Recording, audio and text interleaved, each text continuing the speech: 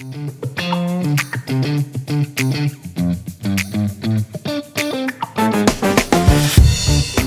to Coffee with Casey, where we talk about real estate strategies, market conditions, what's going on in the market. And today it's funny. I always say this is a very important show. This is very important what we're about to talk to. But this is extremely important because, well, last week we were named the #1 team in Virginia by Wall Street Journal and Real Trends. And that's the medium teams, which is 10 people and under, which I think is important because a medium team has very high quality control because each one of their top producers, each one of their agents are top producers. So the question is how you get there. How do you get to $160 million a year, #1 out of the state of Virginia, or blah, blah, blah. Well, everything is important. Every little piece has got to be important. But what I'm going to talk about today is the predictive analysis, which has, without a doubt, launched our team to where it is today. It is one of the most important things that we do when we are listing a house, okay? So the last show I had, or one of the last shows I had, was about you're either fishing or you're catching. So when you go out and you fish, you may get one fish every hour or two. That sucks. It's no fun. It's fun when you find the school of fish and you can just start catching fish and throwing them on the boat. And then you're just trying to look for the big fish. The predictive analysis tells us, are we on the school of fish? Are we not on the school of fish? So this is the key element of finding that school, that buyer pool that you're sitting on, identifying where it is, getting the hook in the water, and then when you launch your listing, now fish are jumping on the boat. Okay, so that's the whole goal. Because the name of this series is the first 96, right? So the first 96 hours are critical. You launch the listing, everybody comes to see it, everybody can meet you at the open house, the agent can interview buyers, we can pick who we want, and if we get enough people in that house, we know we're going to get contracts because we priced the house correctly, right? And we can prove it. So at that point, it is catching fish and throwing them on the ship, which we're pretty good at. All right, now, so let's talk about the mechanics of this predictive analysis that we're doing, okay? So what we do is in 2020, we shifted all of our marketing from when we launch a listing, we shifted it to the coming soon period. So when we launch a coming soon, you would think it's active. I mean, it says coming soon, but I mean, it is everything. It is geofencing, it is Google Ads, it is targeting markets, it's getting things out to renters, it's getting things out to homeowners in the area. I mean, there is a full blitz once we go coming soon. And then I start watching. And I'm watching the MLS. And we'll look at some of the things here in a second. We'll look at the MLS. We'll look at a lot of things, which I'll go over with you today. And when we're done, we're going to know where is the biomass, where is the buyer pool, where is the school of fish that we're going to fish in. And it's not, it's funny. The other day I drew a simile from fishing to what we do. Now I'm going to bring you over to baseball. All right. So in baseball, guys on first base, the goal is to get this runner home to home. Ball's hitting the outfield. The third base coach, me, you're watching what's going on because you got to tell that runner, do you need to come to third base or do you need to stay at second base? So what you're trying to calculate is all these data points. What is the outfielder's arm? Do they have a good position? Or is the ball hit hard? Are they going to get it quick? Is the runner fast? Is the guy at third base, can he catch the ball? So all of these data points are going through your brain at the same time. And then you come up with a determination. He's not going to make it. You got to stay at second base. Stay at second base. Do not come. Because should you come to second base or third base, you're going to get thrown out. Chances are pretty good you're going to get thrown out. Thrown out is bad, right? So as the third base coach or as the person that's reading the predictive analysis, I'm analyzing all these data points to determine, are we at the right point or are we not at the right point? Do we have to stay on second base or can we come to third base? Can we go for that higher price? Are there more people here at the higher price? Can we make it? So all of these things are going through this predictive analysis of, are we going to say stay at a certain price and launch, or are we going to say, come on, let's launch at a higher price? Now, sometimes I put my hands up and I say, stop, you got to get back to second base. Got to get back to second base. Now in baseball, Justin, what do they call that? Running through the stop sign. They ran through the stop sign. So I could say, seller, stop.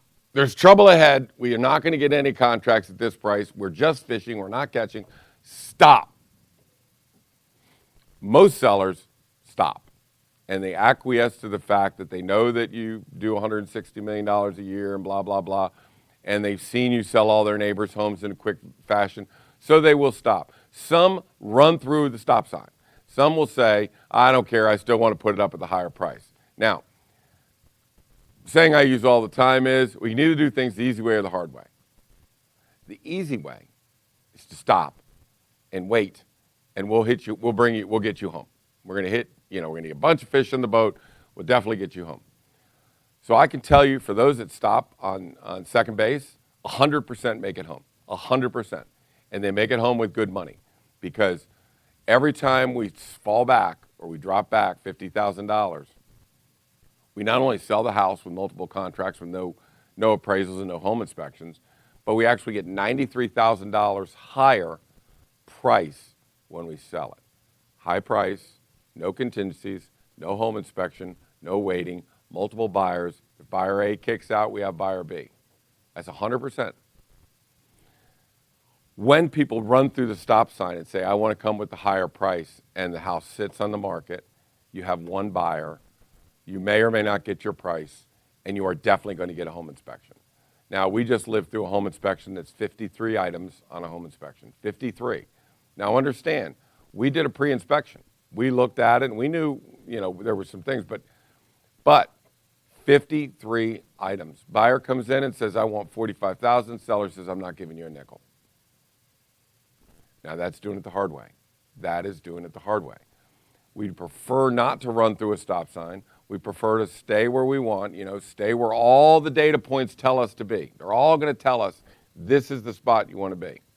Now, the other day, I told you guys a story, I think, on the last show about a house that I had priced at $1.4 to $1.45 million. That was our range. And the seller wanted to sell it for $2 million. I said, why do you want to sell for $2 million? He said, well, that's what Zillow says it's worth. And that was on the show that said, that AI is a disaster in the real estate world. That was a good example of it. So somebody else came along, believe it or not, a Samson agent came along, and they listed the house. And they listed it for $1.8 million. Now, when they listed it, There was no coming soon, let's test it, let's see if there's a buyer pool, let's see if we can get it. No, it was just listed. Now, I'm just going to tell you, let me see how I put this. If somebody was here, if that's where their production was, and my production was here, I'd find out what those guys are doing, and that's what I would try and do. At least I would listen. And I am going to tell you that the most important thing a realtor can do at Samson Properties or for our sellers, the 100% most important thing we can do is listen to the predictive analysis. When we launch it, a couple things are going to happen. And let me roll through some of these screens real quick. How do we know this works? Well, Samson Properties is the blue line, and that's our market share in the Northern Virginia market. And the yellow line there, orange line, whatever it is, that's Long and Foster. So you can see that Samson Properties has really overtaken the market. And we do that because Donnie is great at educating, and everybody does these things. We all try and help each other. We try and do these predictive analysis. We try and get our pricing squared away, but that's the reality of today's real estate market. Now, I'll go through this.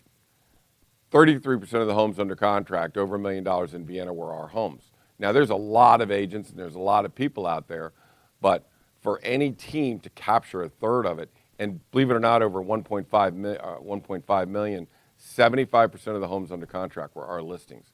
So this is what works. When people throw houses on the market, they don't sell and they sit, that's a problem.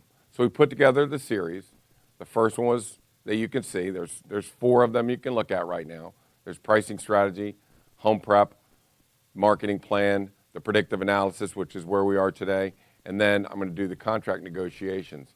So today we're focusing on that predictive analysis. What exactly is it that we do and how do we do it? So as you can see, this is one of our listings. This is what we send out. As you can see up there, 14,000 people saw this house on Facebook. 180 some odd people clicked through or looked at it or went to the website. And this has got a beautiful website and beautiful pictures. This is how we're going to market this prior to our predictive analysis. So we're trying to get everybody that's looking in McLean and Arlington and DC and Alexandria, anywhere where their homes are more expensive than Vienna. Because to be honest with you, if you're looking for a house in Vienna, you're going to find the house. It's going to punch you right in the face. But these are people that are looking elsewhere. So, and this is in the marketing class that we gave. So I get a phone call on this from a guy in New York City. He's in a penthouse. I says, where the hell is Vienna, Virginia? And I tell him it's Northern Virginia. And he says, well, where is it next to McLean? I'm looking at McLean. I said, we're right next door to McLean. He goes, I've been looking for 1 year in McLean. I couldn't find it. I saw it. It came on my Wall Street Journal feed this morning, Google Ads. He said it's a miracle. It's like, no, it's Google Ads. It's geofencing. We knew that you were looking. They knew you were looking in somewhere in our territory, and we sent you the ad. So he comes down. He spends $1.6 million on it. Nobody in Vienna wanted to pay $1.6 million for this house. He came down. 1.6 is a steal for him. He bought the house for $1.6 million. Now, so that kind of marketing is going on during the coming soon period. Now we have to look at it. Not every time does somebody say, I'm going to come down and buy this house and give you a check. I need to analyze, this is our website. This is, when they click on our home, I can see what country they're coming from, what city they're coming from, how old they are. Do I have women or men looking at this?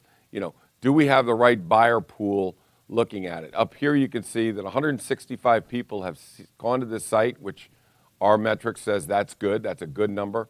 It's a great house. So all we need to do is just get people to show up at the house. And then what we do, so I'll look at our Google Analytics, but then most importantly, and this is something, maybe not all of our agents have Google Analytics and have their own custom websites, but everybody has a thing called the hit counter. So if you go to Bright in the upper left-hand corner and you come down, you'll see a hit counter.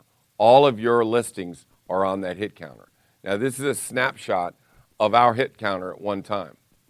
And what you have here is you have every one of your listings, and then you have the status of the listing, and then over to, if you go across where I've got the little box, you can see what's called the buyer pool. Now, the first number, not in the box, but the first number says how many people have a stored search that are looking for this house, right? The second one is how many people opened the email. How many people looked at it, actually looked at it, were interested enough, or live bodies that would look at it. That's what I call the buyer pool. In fishing, it's called the biomass. You're looking for the school of fish. Where is that school of 1,000 dolphin that we can sit on and just pull them out? That's your school. So my buyer pool or my school of fish will be 100, 150, 200, 250, 300. I need enough people in that biomass to make that. So if you can see the top and it looks like there's 97, go down and some of them have 250, 350, 450. So what we're looking at is how many people are actually in your buyer pool. Now, I tell sellers that when you go from one level, if let's say we're testing 1.35, so we put a house on the market, we list it at 1.35 using very sophisticated pricing models, and there's no buyer pool there. If we drop it $50,000, we will at least double, if not triple, the buyer pool. And there are some levels, some thresholds of buyers that there's a massive buyer pool under. Anything under $1 million. If you go under $100,000 level, that's a big one. You go under $50,000, that's a good one. So, but the big one is if you go under $1 million. So let's say somebody's going to list a house for $1.05 million. Your buyer pool over $1 million for that house, maybe 100. The buyer pool under $1 million for that house is about 500. So you would list it at $9.99 because you want as many people in that buyer pool as humanly possible. So many people, how many people do you see? Go on that MLS right now and look and see how many listings are at 855, 860, 865, 955. When you go from 950 to 955, you cut your buyer pool in half. So if you're trying to fish in the biggest buyer pool, why would you eliminate 50% of your buyer pool for $5,000? I just don't understand. I don't understand. So the first sign that a realtor is doing it wrong is somebody that is listing $5,000 over a major threshold. The people that go on for $1,025,000. This is a buyer pool under $1 million. This is a buyer pool over $1 million. Why would you get rid of all these people just for $25,000? Our average bid was $140,000 over list price. So let's find the buyer pool. And I know that the sellers are concerned that if we move it back, maybe, a couple things. One, they see that we're moving back, and that's indicating weakness. That's wrong. It's not. We always get overlist. You're looking for the biggest buyer pool. If I move it back, that's what I'm going to get. That's incorrect. Our average right now is, even in this market, is $93,000 over list price when we move back. So we want to be very cognizant of that buyer pool. So if I'm looking at this document here, and every realtor, every one of you can look at this, every one of you can see your listings. First, make sure it's under 550 or 650 or 600 or whatever it is. Make sure you're cognizant of the threshold. Then check your buyer pool. If you don't have a buyer pool, now let's stop for a second. Let's just stop for a second. A predictive analysis is only valuable if you're close, right? So let's say a house is $1.2 million. Well, if I say we're going to test 1.35, well, nobody's there. But if you move to 1.3, are they even at 1.3? The answer is no, they're not. They probably. So when I'm pricing a house, I'm this close to what the price is going to be. This close. So let's say we're somewhere in 1.22, 1.225, somewhere around in there. I'm like, well, I'll tell you what we can do. We can test 1.25. But I think your buyer pool is at 1.2. So get in a tight range. Don't listen to Google. Don't listen to Realtor.com. I can show you that they're $500,000 apart on many, many listings. The AI is horrible, so you need to do what is the proper range of this house. What is the average percentage of assessment that homes are selling for? What is the average price per square foot that homes are selling for? Stay within 1 mile. Go back 90 days and no more. And that will tell you, and then the focus is how far out I need to go. 1 mile, 2 miles, 3 miles. But you need to do this by hand. A realtor cannot depend on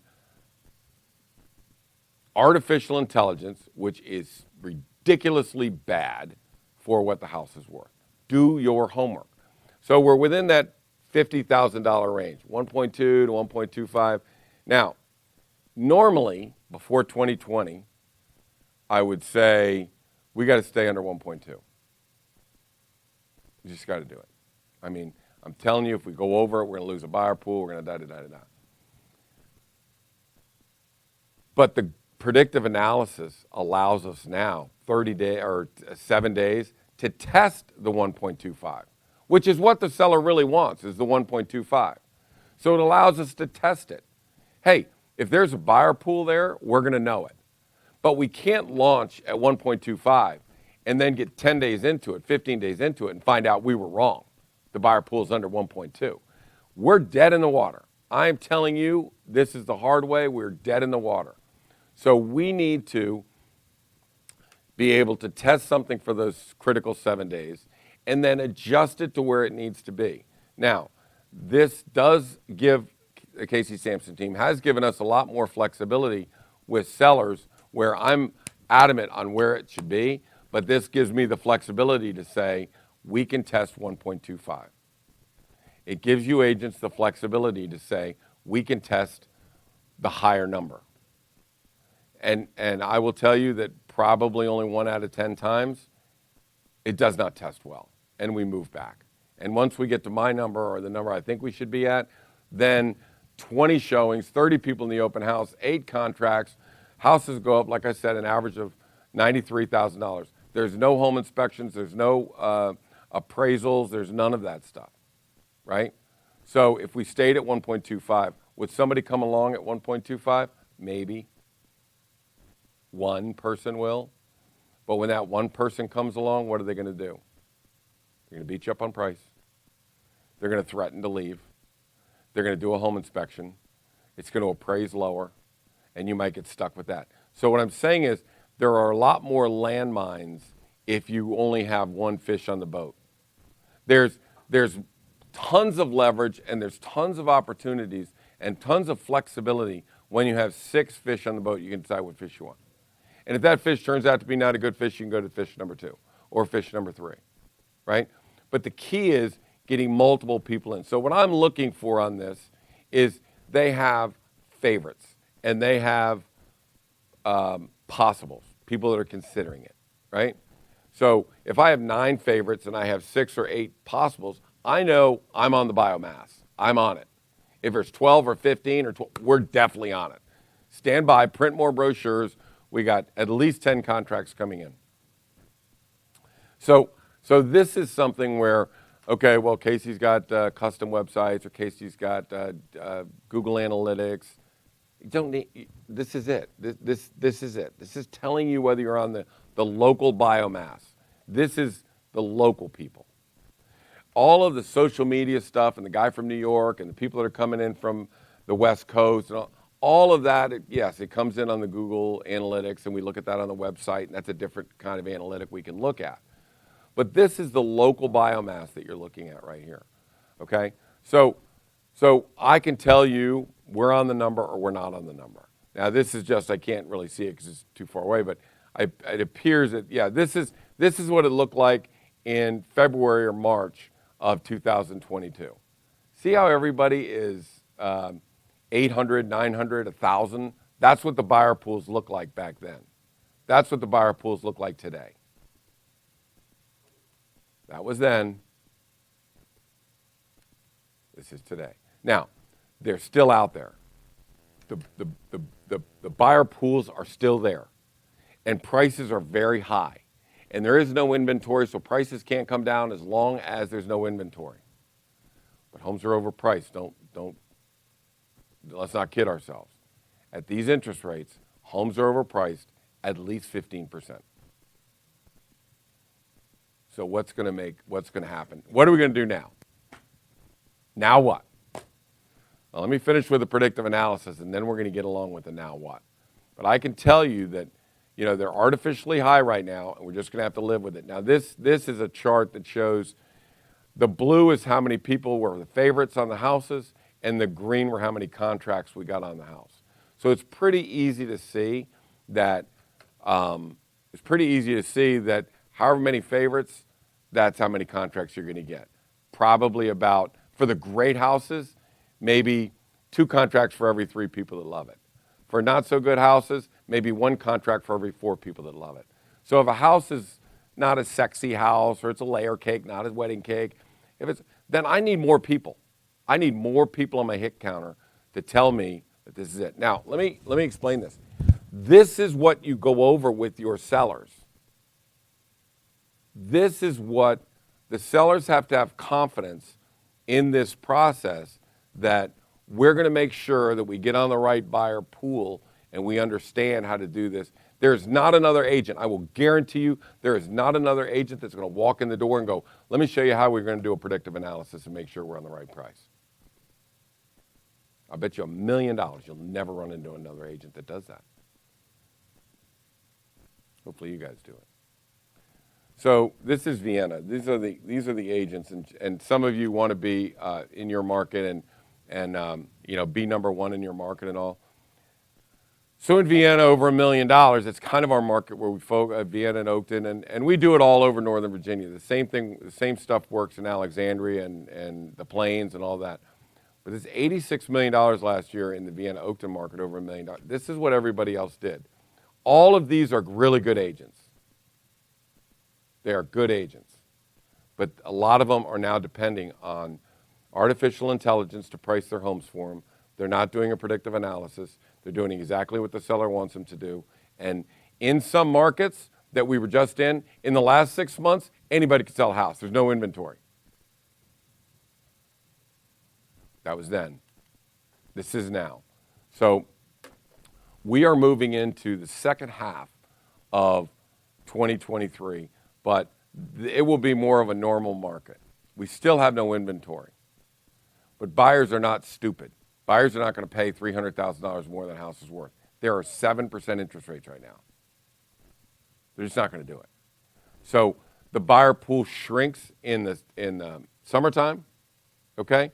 Now, does that mean we don't sell in the summer? Absolutely not. We're selling in the summer all the way through, because if our house is one of the top ones, it's priced right, everything is done correctly, we've marketed it, we've staged it, it looks great, it's going to sell. And the buyer pool may have shrunk, but the inventory has shrunk. So this is when we like to swim in the water, right? This is when we like to bring our homes out, when there's not a lot of inventory. So what's going to happen in the future? Who the hell knows? Who the hell knows? Because I am sick and tired of predictions. Somebody says, oh, well, interest rates are going to... Really? Do you know that? Because I can tell you that what I know is interest rates are going to move with the news that's coming out on Wednesday or Thursday or next Monday. Every time you get an inflation report, anytime you get an employment report, that's going to have an effect on the Fed and whether they're going to raise rates or drop rates. So how do you know what the rates are going to be in 3 months or 2 months? It's really only as good as next Wednesday's reports. Are we trending up or are we trending down? Well, we've been trending up right now, right? So I'm concerned that the interest rates may be going up. I think that, and again, this is all my opinion. I'm a real estate guy. I'm not a financer guy, but I do know one thing. That if the supply is going down, then the prices go up. And I'm not sure that we're getting enough energy coming in. I think that petroleum is going down, and we're stealing out of the, petroleum oil reserve right now, and it's keeping prices artificially low on energy costs, and that's fine. But when that stops and the energy costs rise, I think it's going to have more effect on the inflation. That's going to have more effect on our interest rates, and I'm extremely concerned. So that's where we go in the future. So I don't deal in the future, I deal in the now. And the now is you sell when they yell, you buy when they cry, right? You sell when they yell. So when they're yelling for houses, you're selling. When the sellers are crying, you're buying, right? Sell when they yell, buy when they cry. And all I know is they're yelling. Now, the only people that aren't yelling are the people that overprice their house and put them on for extraordinary amounts of money, and it sits and sits and waits. So I'm going to tell you my advice to all of the, and again, let me stop here. So going back to that one slide where we do 86, and everybody, so 75% of the homes under contract were ours, right? In this price range, over 1.5 million in Indiana. So you'd think that I would know more than anybody that market and that price range, right? But every house is unique. So every house I put on in that price range, I can think I know what it is, but I've got to test that market. I test the market for 7 days, even though I've just settled on 3 of the comps I'm using. I still need to test the market. Is that neighborhood popular? Is this house style popular? Are the amenities popular? Is everybody still out there? Is the biomass left? So I don't sit down and say, well, if Jenny's and Bill's sold for 1.65, this is definitely worth 1.65. We don't know that. It's a different house. It's a different neighborhood. It's a different dynamic. It's a different yard. It's different upgrades. It's got a different floor plan, right? So even though they're in the same class, I think we had 4 settlements in the last probably 2 weeks, all within, $1.7 to $2.2 million. And they're like, but right this second, if somebody walked in and said, I need to price my house at $1.8 million, like, I got to do a test. What do you mean you got to do a test? You just sold their house. We got to see if the buyer pool is there. Let's do a predictive analysis. So no matter how smart you think you are, and I will say this, the most dangerous realtors are the neighborhood realtors, because a neighborhood realtor, A, lives there in the neighborhood, A. So they remember when houses sold for $900,000. Well, I know they sold theirs for yeah, but that was 6 months ago. That was 1.5 in interest rates ago. That was a long, I know you want it to be 950, but that might not be where the buyer pool is today, right? So they assume they know the neighborhood. They assume they know it, so they put it on a price. I went to Dominion Valley one time, and this was about 5 or 6 years ago, and she said, I said what the price of the house was, and said, well, the neighbors in the area, they don't agree with that. They don't agree with that. I said, really? Well, you had 12 houses listed in this price range. Not one sold. They all withdrew. And I showed her the 12 homes that withdrew from those local agents. Why? They're overpriced. They remember when prices were higher. They're not doing the proper work and due diligence that you have to do on every house. If anybody was to be cocky about knowing what prices are, it's our team and my agents, because we just sold 5 of them. Just sold 5 of them. 75% of the market, blah, blah, blah, blah. Doesn't matter. I have to test every single house. So I guess, this is the fourth element. This is the fourth element of the first 96. And I will tell you that the first 96 is critical no matter what the market is. We went through the price. And again, we went through very sophisticated pricing models where we're within, $15,000, $20,000 what a house should sell for, what that customary value is. So that's extremely important. And then we prepare the home, which I think is a game changer when a house is in yellow paint versus Revere pewter, and you have old, beat up, it just shows poorly. You got plants everywhere. You got old lights. You got old plumbing fixed. So number 2 was how to prepare the house. Number 3 was how to market the house, how to get that marketing out and get to that buyer pool that are not looking in your area, that are coming in. Number 4 was the predictive analysis. I will tell you that 1, 2, and 3 are important, but not as important as the final element. So let me give you the last element in finding out whether you're going to be launching that house at that price or not. Let's say you're between $850 and $800. And let's go to we're looking on the hit counter. We're saying, hey, you got 5 favorites. You got 7 people that like it. We should be good to go. Let's say you've even got sophisticated enough to have Google Analytics of your own website, and you're looking at everybody coming in. And all flags are go. And then the final thing you look at, how many people are coming to see the house? It's Wednesday. We launch on Thursday. How many people are coming to see the house? Go on to, showing time. Go to showing time and see how many people are walking in the door. 2. 2 overrides all numbers, all analytics, all everything. Nobody's coming into your house. So when all is said and done, a realtor at Samson Properties can do a predictive analysis on 2 elements. 1, go to your hit counter and see how many people love it. Number 2, how many people are coming to see it. If you are 2 or let's say 3 or below, you're too high. Now you need to prepare the seller, because it is extremely distasteful and concerning for a seller to drop the price of their house. It is not easy. And I will tell you, even for me, trust me, we do this all the time. This is, we've had 10 or 15 drop their price. Each one averages $93,000. I get it. I mean, I've got statistics that show that if you do this, it works. But it is still difficult to say 1.3 is not your number. We got to go to 1.25. 1.8 is not your number. We got to go to 1.75. It's hard. It's hard for me. It's hard for anybody. Okay?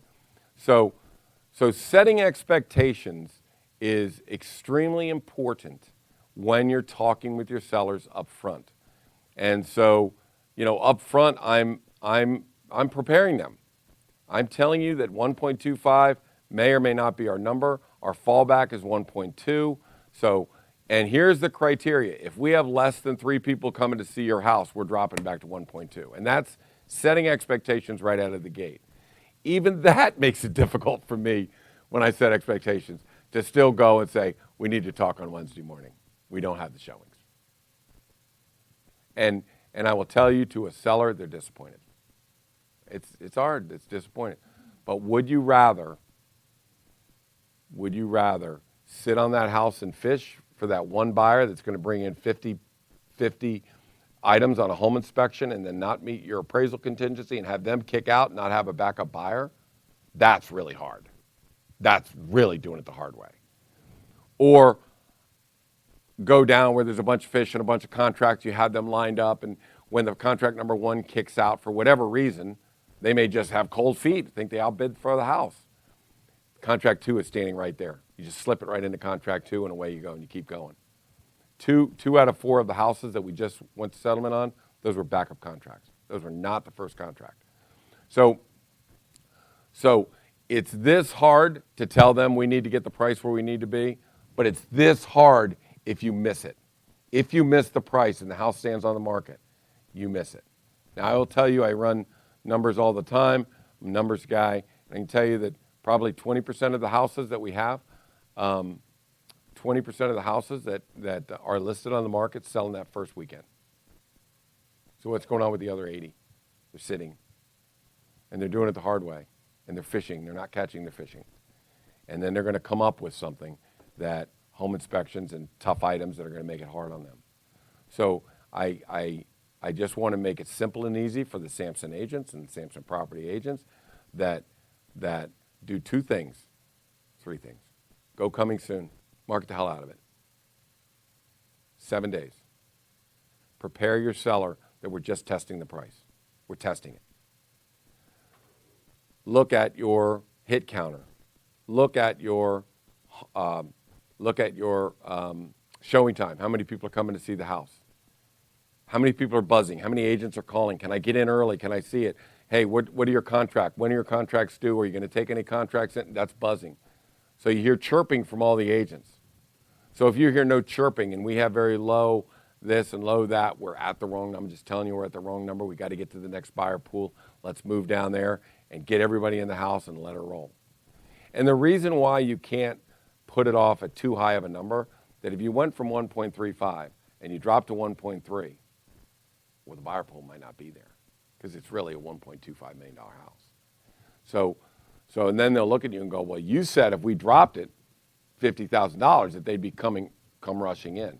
And that's why it is imperative that the agents, you get close enough that, just like that coach on third base, I know if you stay on third, we're safe, or stay on second, we're safe. I see the indicators, stay on second, and I know we're safe. Get back to that lower number. I know 1.2 or 1.25. I know that's a safe number. Test 1.3, but I know 1.25 is safe.